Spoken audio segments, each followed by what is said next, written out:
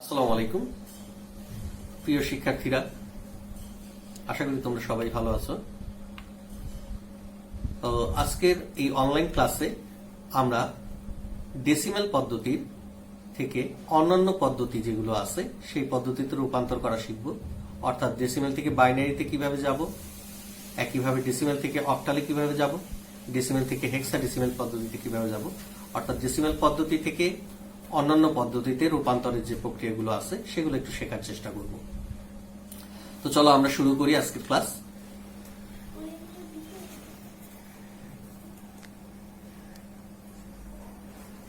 তোমাদের এই বৈশ্বিক মহামারীর মধ্যে ঘরে বসে সবার অনেকটাই বিরক্ত লাগতেছে, তারপরে কি কিছুই করার নেই, আমাদের পড়াশোনাটাও করতে হবে পাশাপাশি। আমরা শুধু পারি এখন সবাই সবার জন্য দোয়া করতে আর ঘরে বসে মহান সৃষ্টিকর্তার কাছে ক্ষমা চেতে। তো শুরু করি। আমরা ডেসিমাল থেকে অন্যান্য পদ্ধতিতে যখন রূপান্তর করব তখন এটার ফলটা অনেকটা গাছে ওঠানামার মতন ফলাফল দিবে। তো এই জিনিসটা আমরা পরে ব্যাখ্যা করতেছি। আমরা শুরু করি। মূল ডেসিমাল সংখ্যাকে যখন আমরা বাইনারিতে রূপান্তর করব তখন 2 দিয়ে ভাগ বা 2 দিয়ে গুণ করব। অর্থাৎ বাইনারি বেস 2, যেহেতু এই কারণে 2 দিয়ে ভাগ বা গুণ করতে হবে। একইভাবে যখন আমরা অক্টালে রূপান্তর করব তখন অক্টালে বেস 8 হওয়ার কারণে 8 দিয়ে ভাগ বা 8 দিয়ে গুণ করব। আর হেক্সাডেসিমালের ক্ষেত্রে আমরা 16 দিয়ে ভাগ বা গুণ করব। আর পূর্ণ সংখ্যার ক্ষেত্রে ভাগ বা গুণ বলতে বলা হচ্ছে যখন একটা সংখ্যায় পূর্ণ সংখ্যা থাকবে তখন পূর্ণ সংখ্যাটাকে আমরা ভাগ করব, আর যখন ভগ্নাংশ থাকবে ভগ্নাংশ অংশটুকু সেটা আমাদেরকে গুণ করতে হবে।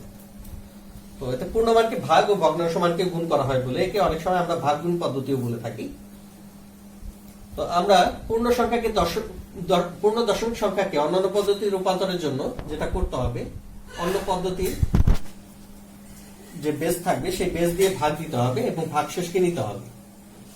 প্রাপ্ত ভাগফলকে পুনরায় অন্য পদ্ধতির ভিত্তি দিয়ে ভাগ করে ভাগশেষকে নিতে হবে। ভাগফল শূন্য না হওয়া পর্যন্ত এই পদ্ধতি পুনরাবৃত্তি করতে হবে এবং ভাগশেষগুলোকে শেষ থেকে প্রথম দিকে ধারাবাহিকভাবে সাজিয়ে লিখলে যে সংখ্যাটি পাওয়া যায় তা অন্য পদ্ধতির সংখ্যার সমান হবে। এটা হচ্ছে পুঁথিগত নিয়ম। আমরা একটু দেখার চেষ্টা করি, একটা উদাহরণ করি। যে আমরা দশমিক একটা সংখ্যা, সেটা 17, ডেসিমাল পদ্ধতির একটা সংখ্যা সেটা 17, এখানে বেস লেখা আছে 10। এটাকে যখন আমরা বাইনারিতে রূপান্তর করব সেই ক্ষেত্রে আমরা যেটা করতে পারি যে বাইনারিতে রূপান্তরের ক্ষেত্রে বাইনারি বেস হচ্ছে 2, তো আমরা 2 দিয়ে ভাগ দিব 17। তো 17কে 2 দিয়ে ভাগ করলে আমরা ভাগ করতে পারি 8 বার। 8 দুগুণে হয় 16, কিন্তু আমার মূল সংখ্যাটা আছে কত এখানে 17। যেহেতু 8 দুগুণে 16, আমি 1 কে ভাগ করতে পারতেছি না, সেই একটা কি অবশিষ্টটা আমার ডান পাশে লিখে রাখতে হবে। তো আমরা এটাকে 2 দিয়ে ভাগ দিব, 8 বার ভাগ যায়, অবশিষ্টটা ডান পাশে অবশিষ্ট 1 আমরা লিখে রাখলাম। এই ভাগ প্রক্রিয়াটা অব্যাহত থাকবে যতক্ষণ না পর্যন্ত ভাগফল শূন্য হয়। এখানে আমাদের ভাগফল কত হয়েছে? 8 হয়েছে, যে সে কারণে ভাগ প্রক্রিয়াটা আমরা অব্যাহত রাখবো। তাহলে আবার 2 দিয়ে ভাগ দিব, কাকে ভাগ দিব? 8 কে ভাগ দিব। তো 8 কে 2 দ্বারা ভাগ করার ফলে 4 বার ভাগ যায়, অর্থাৎ 8 কে 2 দ্বারা ভাগ করলে ভাগফল হবে 4, আর অবশিষ্ট আসতেছে 0। অবশিষ্টটা আমরা ডান পাশে লিখে রাখবো। ভাগফল শূন্য হয়নি, ভাগ প্রক্রিয়াটা অব্যাহত থাকবে।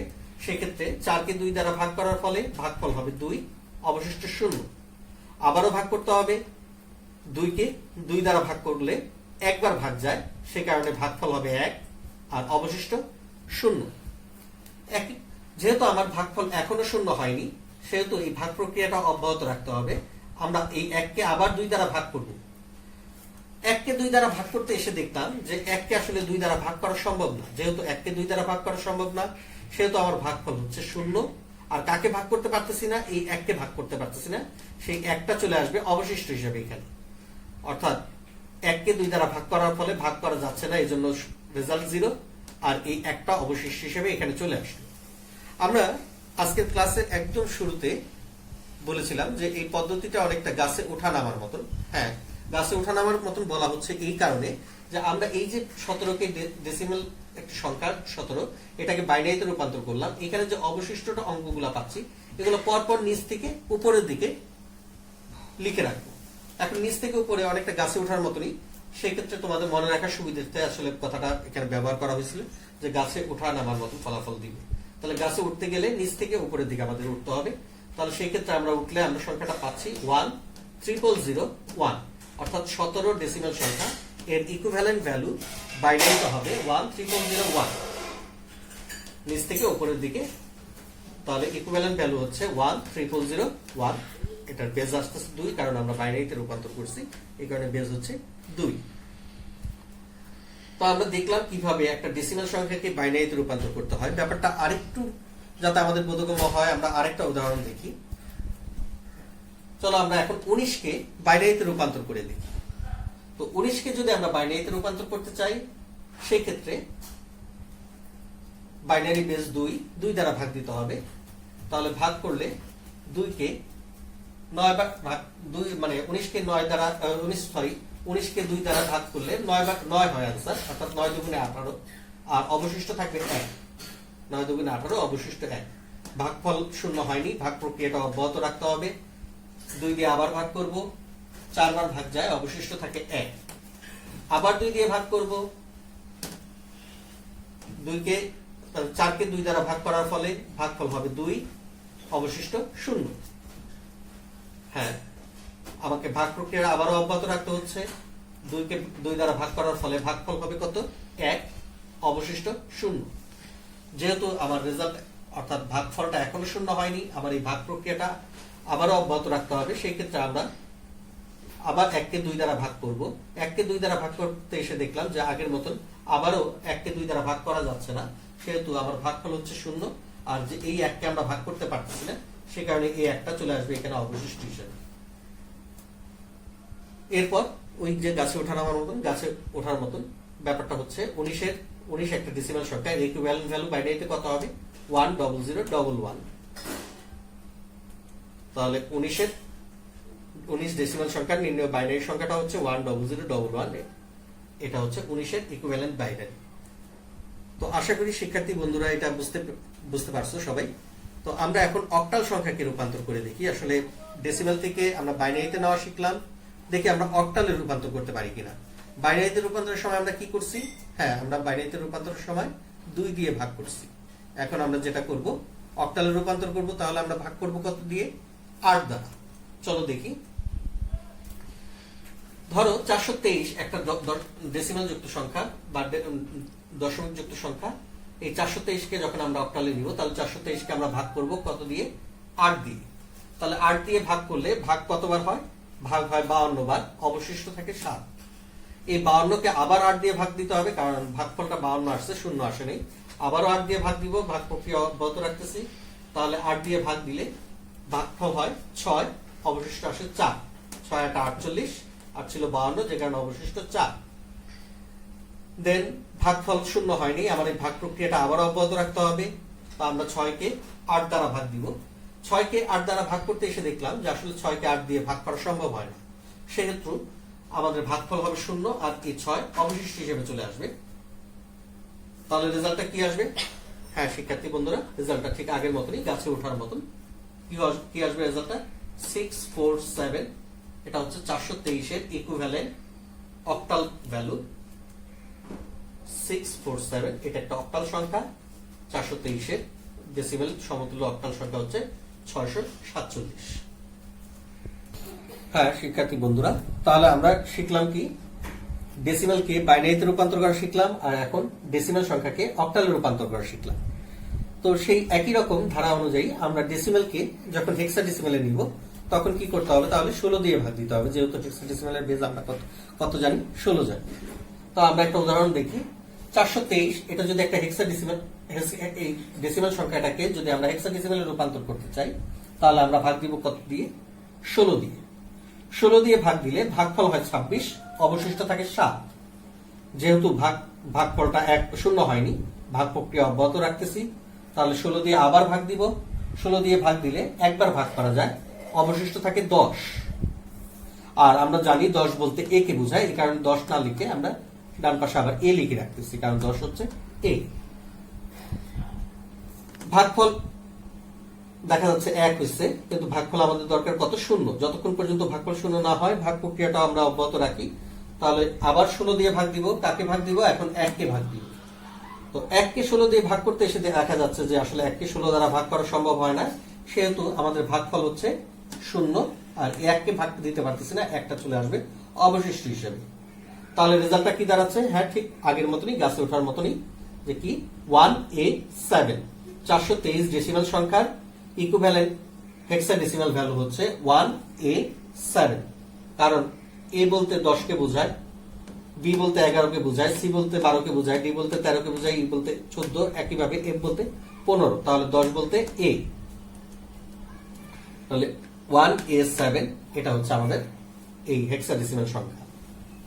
তো আমরা শিখে গেলাম কিভাবে পূর্ণ সংখ্যা থাকলে, ডেসিমাল পূর্ণ সংখ্যা থাকলে তাকে বাইনারিতে রূপান্তর করতে হয়, তাকে হেক্সায় রূপান্তর করতে হয়, বা তাকে অক্টালে রূপান্তর করতে হয়। আমরা এখন দেখব যদি ভগ্নাংশযুক্ত সংখ্যা সহ থাকে তাহলে আমরা কিভাবে করব। আমরা এখানে শুধু ভাগ প্রক্রিয়াটা দেখছি। আমরা মূল নিয়মে আমরা জেনে আসছিলাম যে ভাগ গুণ, অর্থাৎ পূর্ণ সংখ্যাকে ভাগ দিতে হয় আর ভগ্নাংশ সংখ্যাকে আমরা গুণ করব। তো আমরা একটু দেখি, একটা উদাহরণ দেখি যে ভগ্নাংশযুক্ত সংখ্যা যদি থাকে তাহলে আমরা ওই আগের মতো নিয়ম, শুধু ভাগ মানে ভগ্নাংশ অংশটাকে আমরা কি করব, গুণ করব। তো আমরা 17.125 এটা একটা ডেসিমাল সংখ্যা, এটাকে আমরা বাইনারিতে নিব। তাহলে আমরা সর্বপ্রথম দশমিক অংশটাকে, দশমিকের আগের অংশটা অর্থাৎ পূর্ণ সংখ্যাটাকে কি করব, ভাগ করব, আর ভগ্নাংশযুক্ত সংখ্যাটাকে কি করব, গুণ করব। তাহলে 17কে আমরা ভাগ করলে কত দিয়ে ভাগ করব, 2 দিয়ে ভাগ করব। তাহলে 2 দিয়ে ভাগ করলে 8 দুগুণে 16, অবশিষ্ট 1। হ্যাঁ, এখন দেখো 8 কে 2 দ্বারা ভাগ করার ফলে ভাগফল হলো কত, 4, আর অবশিষ্ট 0। ভাগ প্রক্রিয়া অব্যাহত রাখতেছি। তাহলে আবার 2 দ্বারা ভাগ করার ফলে ভাগফল 2, অবশিষ্ট 0। আবার 2 দ্বারা ভাগ দিব, ভাগফল 1, অবশিষ্ট 0। আবার 2 দ্বারা ভাগ দিব, ভাগ করা যায় না, সেজন্য ভাগফল 0, অবশিষ্ট এই 1। আর দশমিক যুক্ত সংখ্যা, এটা কি, যেটা পূর্ণ সংখ্যাকে আমরা কি করছি, ভাগ করছি, দশমিক যুক্ত সংখ্যাকে আমরা কি করব, গুণ করব। তাহলে 0.125 এই সংখ্যাটাকে আমরা গুণ দিব কত দিয়ে, বাইনারি বেস 2 দিয়ে। অর্থাৎ 0.125 কে যদি 2 দ্বারা গুণ করা হয় তাহলে আসতেছে 0.250। তাহলে এখানে পূর্ণ সংখ্যার অঙ্কে কত চলে আসছে, 0 চলে আসছে। পূর্ণ সংখ্যাটা আমরা এখানে ডান পাশে লিখে রাখতেছি। এখন আছে কত, 0.250। এখন 0.250 কে আবার 2 দ্বারা গুণ দিব, কারণ এই পয়েন্টের পরে যতক্ষণ পর্যন্ত 00 না হবে ততক্ষণ পর্যন্ত এই গুণ প্রক্রিয়াটা অব্যাহত রাখতে হবে। দেন আমরা 0.250 কে 2 দ্বারা গুণ দিব। গুণ দেওয়ার ফলে আসতেছে 0.500। জিরোটা পূর্ণ সংখ্যার, সেজন্য জিরোটা আমরা এখানে লিখে রাখতেছি। এখন আমরা 0.500 কে গুণ দিব 2 দ্বারা, আসতেছে 1.000। এখন পূর্ণ সংখ্যার ক্ষেত্রে আসতেছে কত, 1। এই 1টা আমরা ডান পাশে লিখে রাখবো। আমরা আমাদের এই আলোচনার শুরুতেই, একেবারে শুরুতেই আমরা বলেছিলাম যে গাছে ওঠা নামার মতন ফল দেয়। তো এটা ছিল গাছে ওঠার মতন ফল দেয়, আর এটা গাছ থেকে নামার মতন ফল দিবে। অর্থাৎ তাহলে 17.125 এই ডেসিমাল সংখ্যাটাকে যখন বাইনারিতে রূপান্তর করা হয় তখন ফলাফল দাঁড়াবে 10001 পয়েন্ট, এবার উপর থেকে নিচের দিকে গাছ থেকে নামার মতন 001। অর্থাৎ পয়েন্টের পরে আসতেছে 001। অর্থাৎ এটা গাছে ওঠার মতন আর এটা গাছ থেকে নামার মতন ফল দিতেছে। তাহলে 10001.001। হ্যাঁ, এইভাবেই আমরা দশমিক যুক্ত সংখ্যাগুলোকে নির্ণয় করা করব। আমরা আরেকটা উদাহরণ দেখি। আমরা অক্টালে রূপান্তর করব। 17.125 এই ডেসিমাল সংখ্যাটাকে আমরা অক্টালে রূপান্তর করে দেখি। তাহলে অক্টালে রূপান্তরের ক্ষেত্রে 8 দিয়ে ভাগ বা গুণ। তাহলে 17কে ভাগ আর 0.125 কে গুণ। তো 17কে 8 দ্বারা ভাগ করার ফলে 2 বার ভাগ যায়, 8 দুগুণে 16, অবশিষ্ট 1। আবার 8 দ্বারা ভাগ দিব, ভাগ করা যায় না, এই জন্য রেজাল্ট 0, অবশিষ্ট এই 2। আর 0.125 এটাকে কত দিয়ে এবার গুণ দিব, যেহেতু অক্টাল 8 দিয়ে গুণ দিব। তাহলে 8 দিয়ে গুণ দিলে এটা গুণফল দাঁড়ায় 1.000, যেহেতু পয়েন্টের পর 00 আসছে, এই গুণ প্রক্রিয়ার অব্যাহত না করলেও চলবে। তাহলে এটা নিচ থেকে উপর, অর্থাৎ গাছে ওঠা গাছের নামা, যেহেতু একটাই আছে, আমরা শুধু 1 দিয়ে দিব।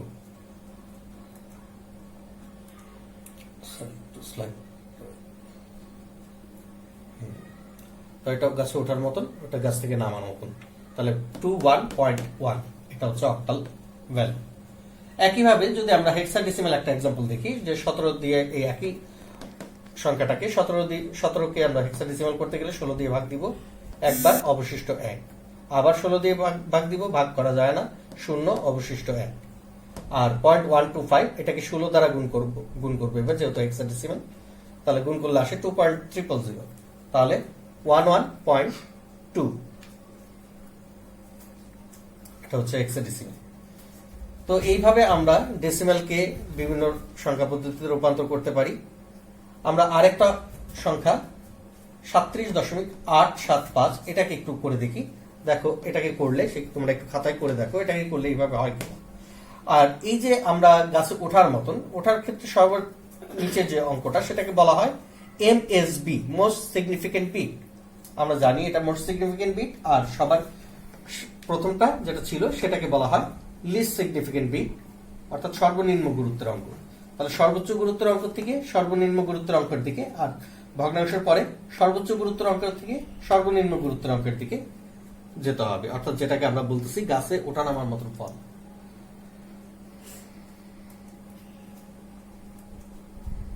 আমরা অক্টালের একটা एग्जांपल দেখি।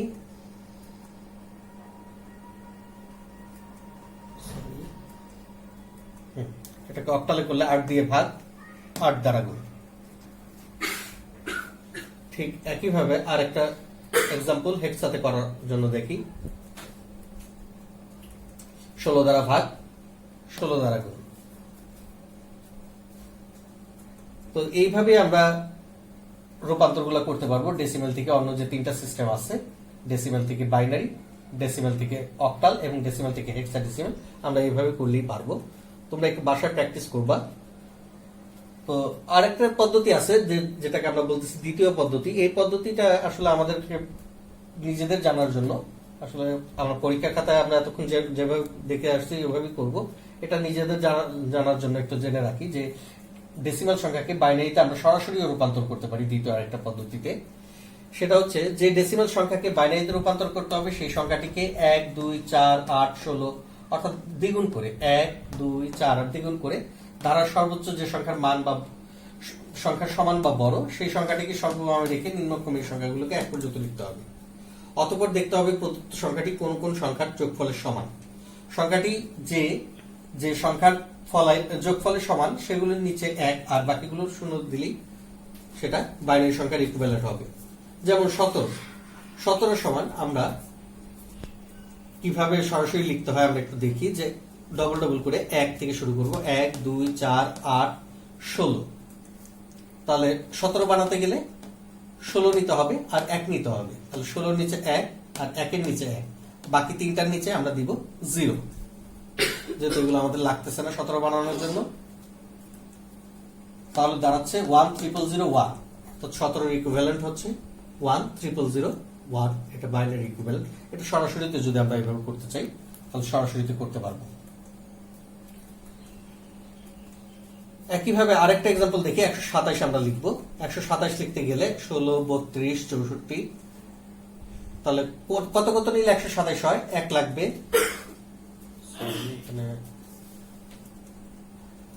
2 লাগবে, 4 লাগবে, 8 লাগবে, 16 লাগবে, 32 লাগবে, 64 লাগবে। এই সবগুলা নিলেই আমরা 127 এ রূপান্তর করতে পারবো, অর্থাৎ এই সবগুলোর যোগফল হয় 127। তাহলে 1, 2, 3, 4, 5, 6, 7, 7টা 1 সমান হয় 127। তো তোমরা বাসায় কিছু কাজ করবা, যেমন 27.25 এই সংখ্যাটাকে হেক্সাডেসিমেলে রূপান্তর করবা। আবার 92.5 এটাকে অক্টালে রূপান্তর করবা। একইভাবে 102.25 এটা ডেসিমাল সংখ্যা, এটাকেও বাইনারিতে রূপান্তর করবা। এই কাজগুলো একটু বাসায় করার চেষ্টা করবা। কারো এই কাজগুলো করার ক্ষেত্রে কোনো সমস্যা হলে আমাকে অনলাইনে নক করতে পারো। তো আমরা বাসায় থাকি, সুস্থ থাকি। আগামী ক্লাসে আমরা অন্যান্য যে রূপান্তরের পদ্ধতিগুলো আছে সেগুলো একটু দেখার চেষ্টা করব। আজ এই পর্যন্তই। সেই পর্যন্ত সবাই সুস্থ থাকো, সাবধানে থাকো, বাসায় থাকো। সবাইকে ধন্যবাদ। আল্লাহ হাফেজ।